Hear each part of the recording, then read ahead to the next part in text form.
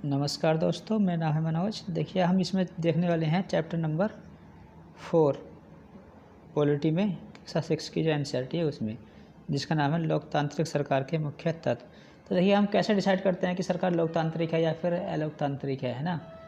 तो इसमें देखिए, लोकतांत्रिक सरकार जिसमें लोगों की भागीदारी होती है वो लोकतांत्रिक सरकार है, और जो सरकार लोगों की भागीदारी कम कर रही है या फिर उसको छिपाने की कोशिश कर रही है, भागीदारी को इग्नोर कर रही है लोगों की, तो वो सरकार कैसी होती है? अलोकतांत्रिक सरकार होती है।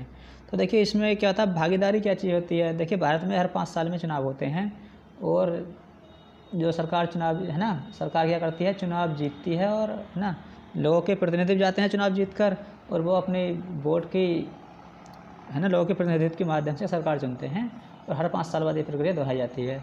तो इसमें क्या आता है, लोग वोट के माध्यम से अपनी भागीदारी क्या करते हैं, सुनिश्चित करते हैं ना। और भागीदारी की यह क्या होता है कि सरकार के पक्ष में हो सकता है, सरकार के पक्ष में हर बार सरकार बदलती है, सरकार बनाने के लिए भागीदारी व्यक्त की जाती है वोट के माध्यम से। लेकिन भागीदारी के कुछ जो है अन्य तरीके भी होते हैं, जैसे धरना वगैरह हो गया, जुलूस हो गया, हड़ताल हो गया, या फिर आंदोलन हो गया। ये सब क्या हैं, ये भागीदारी के भी ये भी तरीके हैं। ये लोकतांत्रिक सरकार में ये सब चीज़ें होती हैं। और इसमें ज़्यादातर ये इन कामों के जो बाद वाले काम है, आंदोलन वगैरह, ये सब जब किए जाते हैं जब हमें गवर्नमेंट की क्या करनी पड़ती है, आलोचना करनी होती है, यानी कि वो किसी गलत डिसीजन को ले रही होती है, तो हमें आंदोलन या फिर आलोचना करके उसको हम उसमें अपने रोल निभाते हैं, भागीदारी दिखाते हैं। जैसे आप देखोगे, चिपको मूवमेंट हो गया, नर्मदा बचाओ आंदोलन हो गया, ये सब कैसे थे, ये सरकार के आलोचना थे, सरकार को यहाँ पर झुकना पड़ा था।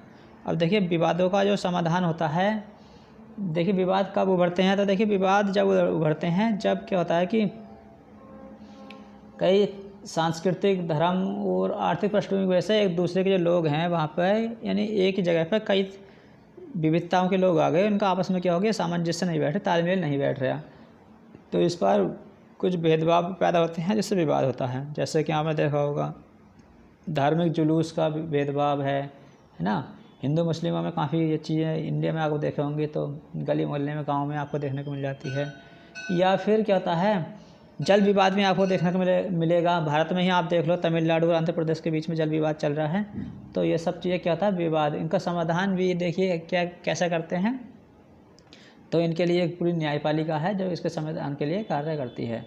और इसमें देखिए, हम देखते हैं समानता और न्याय क्या होता है। तो समानता और न्याय, देखिए लोकतांत्रिक सरकार का सबसे महत्वपूर्ण विचार है समानता।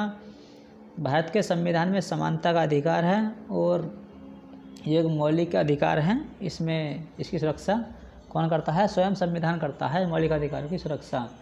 और न्याय की व्यवस्था भी संविधान में पूरी की है, और इसमें जो छुआछूत है जैसी प्रथाओं को है, उसमें भी इनका रोकथाम की गई है। किसमें, भारतीय संविधान में। तो भारतीय संविधान में समानता और न्याय के बारे में, यानी कि ये मौलिक अधिकार दिए गए हैं आपको, अगर आपको ये नहीं मिलते हैं तो आप इस पर क्लेम कर सकते हैं, है ना।